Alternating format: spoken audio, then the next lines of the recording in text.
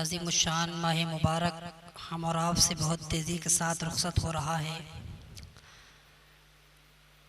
इस महीने में मेरे इमाम सैयद सरकार अली मकाम इमाम हुसैन रज़ी अल्लाह ताला अन्हु ने 72 नफूस कुदसिया के साथ मैदान करबला में अपनी अब्दियत का सच्चा सबूत फराहम करते हुए हम लोगों को पैगाम दिया कि अल्लाह ही की अब्दियत में सबका भला है। मेरे इमाम सैयदी सरकार आला हज़रत इमाम अहमद रज़ा फ़ाज़िल बरेलवी अलैहि रहमत व रिज़वान इरशाद फरमाते हैं, सुबह तैबा में हुई बढ़ता है बाड़ा नूर का, सदका लेने नूर का आया है तारा नूर का, जो गदा देखो लिए जाता है तोड़ा नूर का, नूर की सरकार है क्या इसमें तोड़ा नूर का, नूर बिनते नूर ज़ौजे नूर उम्मे नूर नूर, नूर बिनते नूर ज़ौजे नूर उम्मे नूर नूर, नूर मुतलक की कनीज़ अल्लाह लम्हा नूर का। फिर फरमाते हैं तेरी नस्ल पाक में है बच्चा बच्चा नूर का, तू है ऐने नूर तेरा सब घराना नूर का, ऐ रज़ा ये अहमद नूरी का फैज़ नूर है, हो गई मेरी गज़ल बढ़कर क़सीदा नूर का। आज की तकरीर का मौज़ू सुखन शान पंजतन पाक रिज़वानुल्लाहि ताला अलैहिम अजमईन। वैसे पंजतन पाक की फ़जीलत मुझ जैसा तालिब इल्म बयान नहीं कर सकता, इसलिए कि सिर्फ़ मौलाए कायनात अली शेर खुदा करमल्लाहु वजहुल करीम के बारे में मेरे इमाम रसूलों के इमाम सय्यदुल अंबिया इमामुल अंबिया महबूब परवरदिगार जनाब अहमद मुज्तबा मोहम्मद अरबी अरवाहुना फ़िदा सल्लल्लाहु ताला अलैहि वसल्लम इरशाद फरमाते हैं कि अगर दुनिया के अंदर जितने भी दरख्त हैं उन सब की लकड़ियाँ बना दी जाएं, जितना भी पानी है उस सब की स्याही बना दी जाए, और जितने लोग हैं इंसान फरिश्ते और जिन्न इंस को अली की मनक़बत लिखने को अगर बिठाला जाए तो कलम ख़त्म हो जाएंगे, रोशनाई ख़त्म हो जाएंगी, लेकिन अली की मनक़बत पूरी नहीं होगी।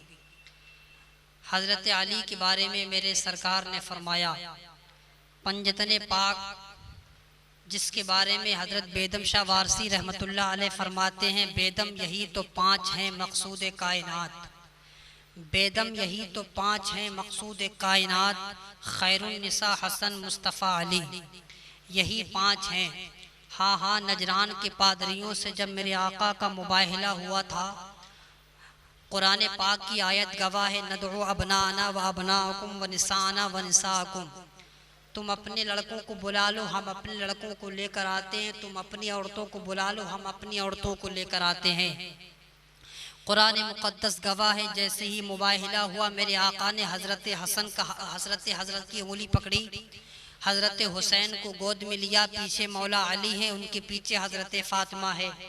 फिर मेरे आका कुरान मुक़द्दस की आया करीमा तिलावत फरमा रहे थे, इन्नमा युरीदुल्लाहु लियुज़हिबा अन्कुमुर रिज्सा अहलल बैति व युत्तहिरकुम तत्हीरा। पता चला कि अहले बैत में सबसे पहले खुद मुस्तफ़ा जान रहमत की ज़ात है, उसके बाद हज़रत मौला अली शेर खुदा की ज़ात है, उसके बाद हज़रत फ़ातिमतुज़ ज़हरा सलामुल्लाह अलैहा की ज़ात है, उसके बाद हज़रत इमाम हसन बरादर इमाम हुसैन की ज़ात है, खुद इमाम हुसैन रज़ी अल्लाह ताला अन्हु बरादर इमाम हसन की ज़ात है। हाँ, यही पंजतने पाक हैं। मेरे इमाम की शान मैं क्या बयान करूं, जब मेरे इमाम सैयदी सरकार आला हज़रत ने इस निस्बत को बयान किया तो शायर मशरिक़ अल्लामा डॉक्टर इकबाल जैसा इंसान, डॉक्टर इकबाल जैसा शायर जब इन निस्बतों को बयान करता है तो 5 अशार लाता है 6 निस्बतें बयान करने के लिए। 5 शेर हज़रत इकबाल इरशाद फरमाते हैं सिर्फ हज़रत फ़ातिमा की निस्बत बयान करने के लिए, लेकिन वाह रे क़ुरबान मेरे इमाम अहमद रज़ा, सैयदी इमाम अहमद रज़ा के कदमों कदमों पर मेरी जान कुर्बान। उन्होंने अल्लामा इकबाल की 6 निस्बतें सिर्फ एक शेर में जमा कर दी। फरमाते हैं नूर बिनते नूर, ज़ौजे नूर, उम्मे नूर नूर। पहले नूर से मुराद एक लफ्ज़ नूर है। लफ्ज़ नूर को मेरे इमाम ने 6 जगह इस्तेमाल किया है और 6 जगहों हर अलग अलग माने में इस्तेमाल किया है। नूर बिनते नूर, ज़ौजे नूर, उम्मे नूर। नूर से मुराद खुद हज़रत फ़ातिमातुज़ ज़हरा सलामुल्लाह अलैहा हैं। बिनते नूर यानी वो नूर की बेटी मेरे आका मुस्तफ़ा करीम की बीवी हैं। हाँ हाँ, ज़ौजे नूर हज़रत अली को कौन कहता है मुस्तफ़ा के ख़ानदान के नहीं। उनको एक मर्तबा फिर से आला हज़रत को पढ़ना चाहिए। इमाम अहले सुन्नत फरमाते हैं बिनते नूर, ज़ौजे नूर यानी वो नूर की बीवी है। उम्मे नूर नूर यानी इस एक नूर से मुराद इमाम हसन है और एक नूर से मुराद इमाम हुसैन है। नूर बिनते नूर, ज़ौजे नूर, उम्मे नूर नूर। नूर मुतलक की कनीज़ अल्लाह लमा नूर का ये मेरे इमाम की ज़ात है कि 6 निस्बतों को एक पल्ले में एक ही शेर में जमा कर दिया। अब मैं ये कहूँ तो बेजा न होगा कि शान पंजतन पर अब तक जितनी किताबें लिखी गई हैं उनको एक पल्ले में रखा जाए, मेरे इमाम के 2 मिसरे एक पल्ले में रखे जाएं तो इमाम के 2 मिसरे सब किताबों पर भारी आ जाएंगे। ये मेरे इमाम की ज़ात है। लेकिन आइए मैं शान मुस्तफ़ा सल्लल्लाहु ताला अलैहि वसल्लम से कुछ रोशनी ले सकूं। मैं ये नहीं कहता कि मैं पंजतन पाक की सीरत पर रोशनी डालूं, बल्कि रोशनी उनकी सीरत पर डाली नहीं जाती है, रोशनी उनसे ली जाती है। आइए पंजतन पाक से थोड़ी रोशनी लेते हैं। सबसे पहले जिसको गिनाया उसके बारे में मेरे इमाम फरमाते हैं सरवर कहूँ कि मालिको मौला कहूँ तुझे, बाग़े खलील का गुले ज़ेबा कहूँ तुझे, आखिर रज़ा ने ख़त्मे सुखन इस पे कर दिया, खालिक का बंदा खल्क का आका कहूँ तुझे। मेरे इमाम सैयदी सरकार आला हज़रत ने अपने कलम को ये कहकर तोड़ दिया, लेकिन मुस्तफ़ा जान रहमत की शान को कोई बयान नहीं कर सकता। अल्लाह ने हुजूर को बेऐब पैदा फरमाया है, मेरे आका के अंदर कोई ऐब नहीं था। हाँ हाँ, मुस्तफ़ा जान रहमत के अंदर कोई ऐब नहीं था। कैसे पता चला? आइए मैं सीरत का एक वाक़या लेता हूँ, उसके ज़रिए आपको समझाता हूँ। जिस वक्त मैसरा को खदीजा ने भेजा था, खदीजा मेरे आका से निकाह की मुश्ताक थी। हज़रत खदीजा ने जब मैसरा को भेजा था, कहा था कि मोहम्मद पे नज़र रखना, मुल्क शाम की तरफ भेजा था, सफ़र करने की नियत से भेजा था। खदीजा ने मैसरा को भेजा, कहा मोहम्मद खाते कैसा है, मोहम्मद सोते कैसा है, मोहम्मद पीते कैसा है, मोहम्मद उठते कैसे हैं, मोहम्मद बैठते कैसे हैं, ज़रा मोहम्मद पे निगाह रखना और मोहम्मद के ऐब देखना, मोहम्मद में कमी क्या है ये देखना। मोहम्मद के खुसूसियत पर ध्यान मत देना, बल्कि मोहम्मद में जो कमी है उस कमी को मुझे आकर बताना। माल पर ध्यान मत देना, माल पर ध्यान मत देना, अपने माल में जो नफ़ा हो उस पर ध्यान मत देना। इसलिए कि हज़रत खदीजा बिन्त खुवैलिद ये बहुत बड़े अमीर की शहजादी थी, बहुत बड़े बाप की बेटी थी। मक्की के अंदर बहुत बड़े रईसों में इनका नाम आता था। हज़रत खदीजा ने जिस वक्त मैसरा को भेजा था, कहा था मोहम्मद पे नज़र रखना, मोहम्मद के ऐब तलाश करके लाना, मोहम्मद सोते कैसा है, मोहम्मद उठते कैसे हैं, मोहम्मद बैठते कैसे हैं, बस ये तलाश करके लाना। जनाबे मैसरा जाते हैं, जाने के बाद काफिर मैसरा होने के बाद मुस्तफ़ा जान रहमत पर नज़र रखे हुए हैं, इसलिए कि मलिका का हुक्म था, बादशाह के वक्त का हुक्म था, इसलिए कि जनाब खदीजा ने हुक्म दे दिया था कि मोहम्मद पे नज़र रखना। जनाब मैसरा जाते हैं, मुल्क शाम से लौट कर आते हैं। अब हज़रत खदीजा फरमाती हैं और कहती हैं कि मैसरा बता तूने मोहम्मद में क्या कमी पाई, ऐब बताना, खुसूसियत नहीं बताना, मोहम्मद की कमी बताना। जनाब मैसरा कहते हैं हाँ हाँ मैंने देखा, जब वो जंगल में जाते थे धूप शिद्दत की होती थी, बादल उन पे साया कर लेते थे। कहते हैं कमी बता, उन्होंने उनकी जो खासियत है वो मत बता, बल्कि मोहम्मद की कमी बता। मैसरा कहते हैं हाँ हाँ कमी ये है कि जब वो बंजर जमीन में कदम रखते थे तो जमीन हरियाली हो जाती थी। मैसरा कहते हैं मैंने देखा है कि जब धूप तमाम पर शिद्दत से पड़ते धूप में थे लेकिन मोहम्मद साए में होते थे। मैंने देखा है कि जब जब मुस्तफ़ा जाने रहमत चलते थे तो पेड़ अपने टहनियों को झुकाकर मुस्तफ़ा जाने रहमत को अस्सलातु वस्सलामु अलैका या रसूलुल्लाह पढ़ते थे। पेड़ जिसके लिए सजदा करे उसे मुहम्मदुर रसूलुल्लाह कहते हैं। जनाब खदीजा ने मैसरा से जिस वक्त पूछा था और कहा था बता कि मोहम्मद के अंदर ऐब क्या है, तो मैसरा ने कहा था ए मेरी मलिका मैंने तेरा नमक खाया है, मैं तुझसे झूठ नहीं बोल सकता। काफिर होने के बावजूद मैसरा ने कहा था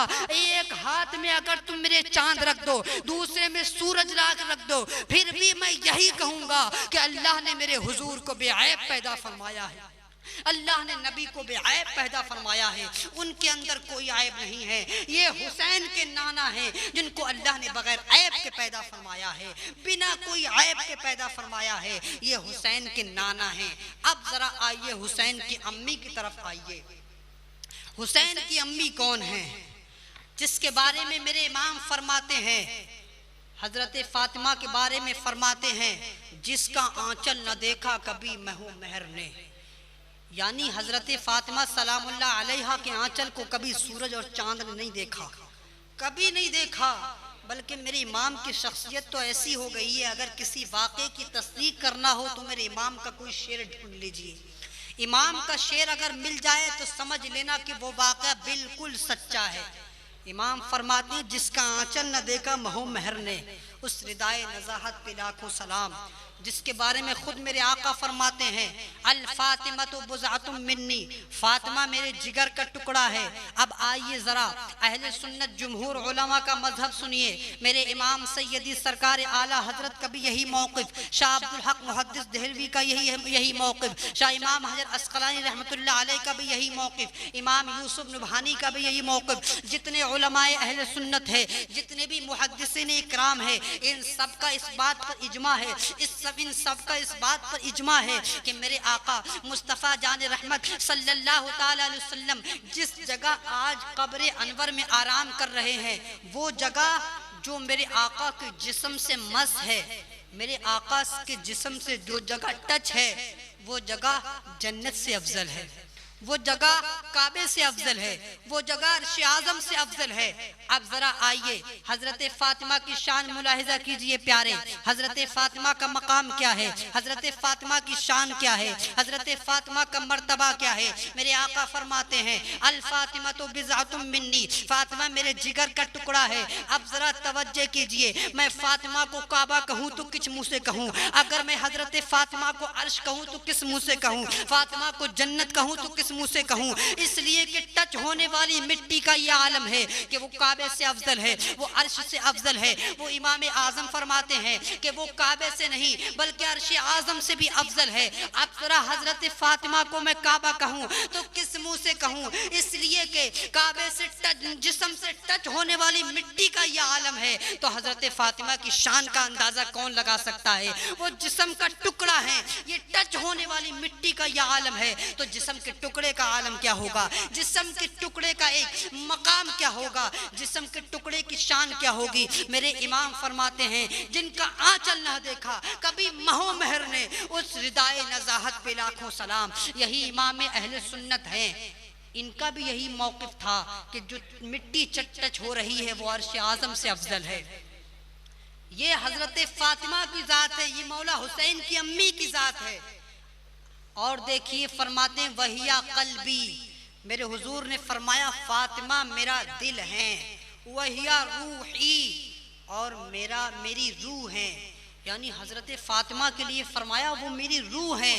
अब जरा तवज्जो कीजिए, जिनके बारे में रूह कायनात कहे कि वो मेरी रूह है, मेरे आका मुस्तफ़ा जान रहमत जिस वक्त मेराज को तशरीफ़ ले गए थे, मेराज तशरीफ़ ले जाने के वक्त में मेरे इमाम फरमाते हैं जैसे ही मेरे आका मेराज शरीफ को तशरीफ़ ले गए थे, उस वक्त में दुनिया का निज़ाम रुक गया था, वक्त जहाँ था वहीं रुक गया था, सारा वक्त रुक गया था। इसलिए कि मेरे आका रूह कायनात बनकर आए हैं। जिस्म के अंदर से जब रूह निकल जाती है तो बेजान हो जाती है। मेरे आका निकल गए तो रूह निकल गई, गोया कि तमाम चीजें रुक गईं।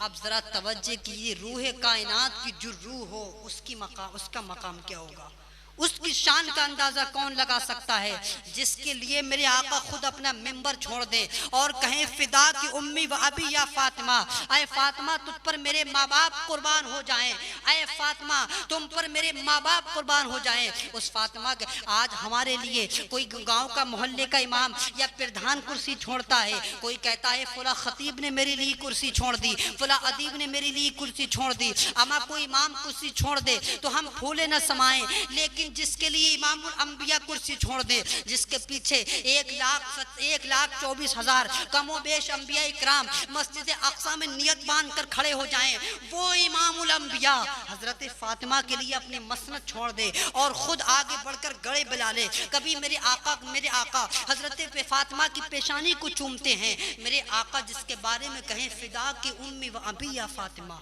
अय फातिमा तुम पर मेरे माँ बाप कुर्बान हो जाएं, वो फातिमा ये हुसैन की अम्मी है, कौन अंदाजा लगा सकता है।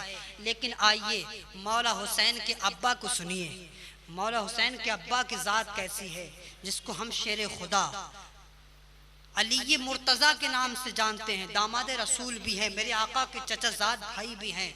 जिस वक्त मेरे आका ने खैबर के मौके पर ऐलान किया कि कल झंडा उसको दूंगा जिसके हाथ में फतह होगी, अल्लाह के रसूल जिससे मोहब्बत करता है वो अल्लाह के रसूल से मोहब्बत करता है।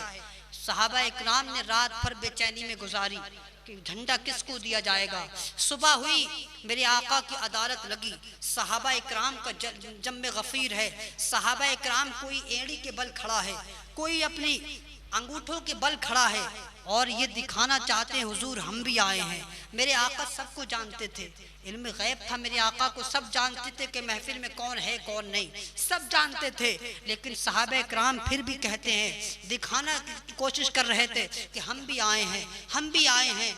मेरे आका मुस्तफ़ा करीम ने तमाम तरफ नजर दौड़ाई, देखने के बाद फरमाया आईना अली इब्न अबी तालिब, अली इब्न अबी तालिब कहाँ है।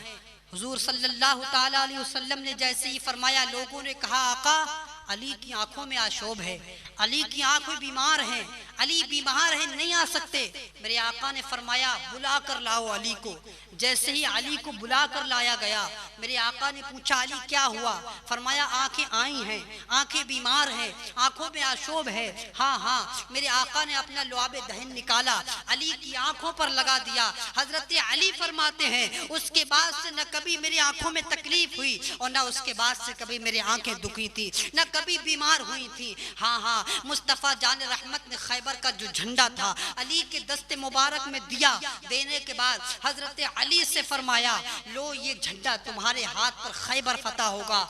दुनिया ने देखा हजरत अली के हाथ पर खैबर फतह हुआ। खैबर का किला उखाड़ कर हजरत अली ने अपनी पीठ पर लादा और सहाबा इकराम ऊपर से जाते थे। इतना ताकतवर किला हजरत अली ने उखाड़ फेंका। मुस्तफ़ा जान रहमत को पहले ही से इल्म था उसको झंडा दिया जाएगा जिसके हाथ पर खैबर फतह होगा। मुस्तफ़ा जान रहमत ने किसी को झंडा ना देते हुए हजरत अली को झंडा दिया। अब पता चला ये मौला हुसैन के अब्बा हैं, ये मौला हुसैन के अब्बा हैं।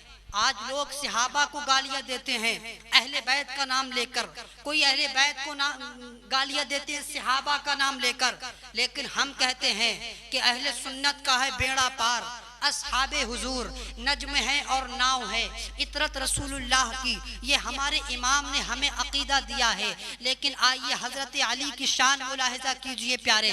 कौन अली है? ये वो अली है। एक मर्तबा सिद्दीक़ अकबर ने हजरत मौला अली को देखकर मुस्कुराया और मौला अली को देखकर मुस्कुराया तो मौला अली ने पूछ लिया भाई सिद्दीक़ क्यों मुस्कुरा रहे हो? भाई सिद्दीक़ मुस्कुराने की वजह क्या है? हजरत सिद्दीक़ अकबर अकबर ने फरमाया, अली मैंने हुजूर से एक फरमान सुना है, मैंने हुजूर का एक फरमान सुना है। हजरत अली पूछते हैं, सिद्दीक अकबर बताओ क्या फरमान है। हजरत सिद्दीक अकबर कहते हैं, मेरे भाई अली, मौला हुजूर ने फरमाया है, यानी हुजूर फरमाते हैं कि अली जिसको चिट्ठी ना दे वो कभी जन्नत में दाखिल नहीं हो सकता, इसलिए मैं मुस्कुरा रहा हूँ। अब हजरत अली भी मुस्कुराने लगे। हजरत सिद्दीक को देखकर मौला अली मुस्कुराने लगे, लेकिन जैसे ही अली मुस्कुराए तो हजरत सिद्दीक अकबर भी मुस्कुराने लगे। लेकिन सिद्दीक अकबर ने पूछा, ए मौला अली, ए अली अब तुम क्यों मुस्कुराते हो? मैंने मुस्कुराने की वजह बताई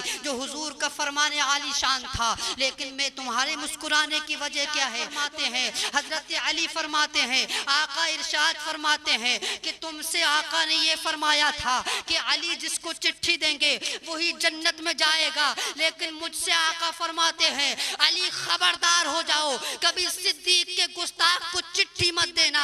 पता चला कि जो सहाबा हैं वही अहले बैत हैं, जो अहले बैत हैं वही सहाबा हैं, जो सहाबा का मौकिफ है वही अहले बैत का मौकिफ है। हम इसीलिए तो कहते हैं अहले सुन्नत का है बेड़ा पार, असहाबे हुजूर नज्म है और नाव है इतरत रसूलुल्लाह।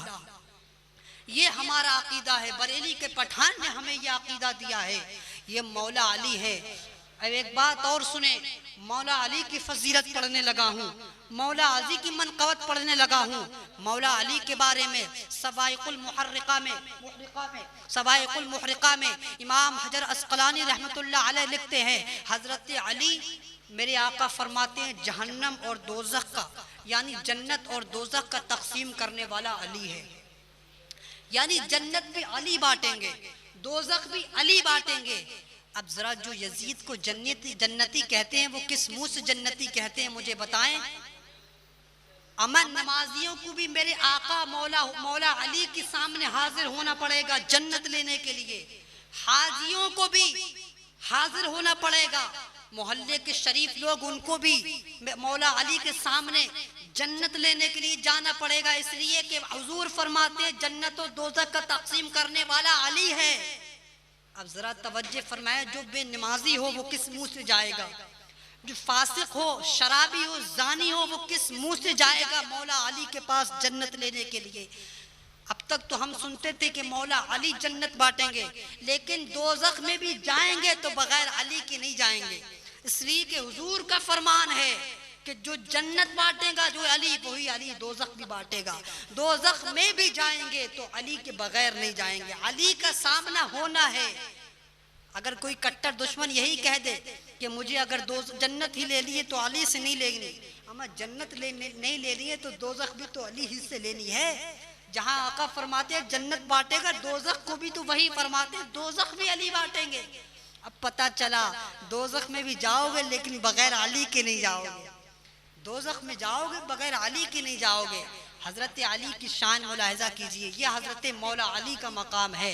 मौला अली का मर्तबा क्या है? आंखें खोले तो चेहरे बद्दुहा पर नज़र पड़े, ये मौला अली का मर्तबा है। लेकिन हज़रत जनाब अबू तालिब फरमाते हैं, जनाब अबू तालिब फरमाते हैं कि फ़ातिमा बिनते असद जो मेरे आका की चची हैं, वो जब उनके शिकम मुबारक में जब मेरे आका हज़रत मौला अली थे तो उस वक्त में जब भी मुस्तफ़ा जान रहमत अबू तालिब के घर में आते थे, अबू तालिब के घर में तशरीफ लाते थे, फरमाते दस्तरखान पे जब मोहम्मद बैठते थे कभी खाना ख़त्म नहीं होता था, कभी खाना ख़त्म नहीं होता था। लेकिन अबू तालिब कहते हैं कि मौला हुजूर सल्लल्लाहु अलैहि वसल्लम जब आते थे तो हज़रत फ़ातिमा बिनते असद उठकर खड़ी हो जाती थी।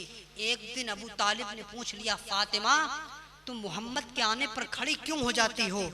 तो फातिमा बिनते असद ने जवाब दिया, ऐ मेरे सरताज शोहरे नामदार, इस वजह से खड़ी हो जाती हूँ कि जो मेरे शिकम में बच्चा है वो पेट में हरकत ही कुछ ऐसी करता है, मोहम्मद को देखकर मुझे खड़ा होना ही पड़ता है।